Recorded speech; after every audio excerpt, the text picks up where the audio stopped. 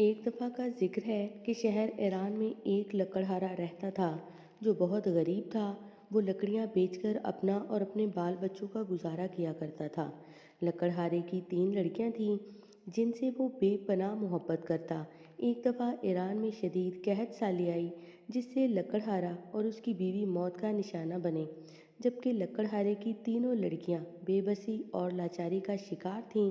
شدید بھوک کی وجہ سے تینوں بہنیں ہاتھ پھیلانے پر مجبور ہو گئیں۔ ایک دن مصر کا بادشاہ ایران کے دورے پر آیا۔ تینوں لڑکیوں کی حالت زار مصر کے بادشاہ کے کان میں پڑی۔ بادشاہ بہت ظالم تھا۔ اس نے اپنی جیب سے بھاری رقم نکال کر دونوں لڑکیوں کو دی اور تیسری لڑکی کو لے کر مصر کے لیے روانہ ہوا۔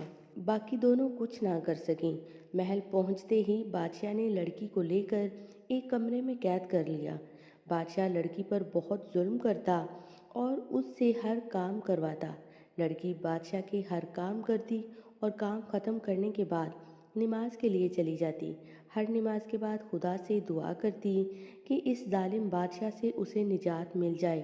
ایک دن لڑکی سارے کام ختم کرنے کے بعد نماز کے لیے بیٹھی اور روتے ہوئے دعا مانگنے لگی۔ بادشاہ رونے کی آواز سن کر اپنے کمرے سے باہر نکلا اور دیکھنے لگا کہ لڑکی شدید روتے ہوئے خدا سے دعا مانگ رہی ہے، تو اپنے کمرے کی طرف چلا گیا۔ جب صبح بیدار ہوا تو لڑکی کو بلایا۔ لڑکی بادشاہ کی خدمت میں پیش ہوئی اور بادشاہ لڑکی سے کہنے لگا کہ آج سے تم آزاد ہو، جاؤ۔ لڑکی بادشاہ کے یہ الفاظ سن کر بے حد خوش ہوئی اور بادشاہ کے چنگل سے آزاد ہو گئی۔ دوستو، نماز کی طاقت سے بڑی کوئی طاقت نہیں، کیونکہ نماز پڑھنے سے اللہ تعالیٰ مدد فرماتا ہے۔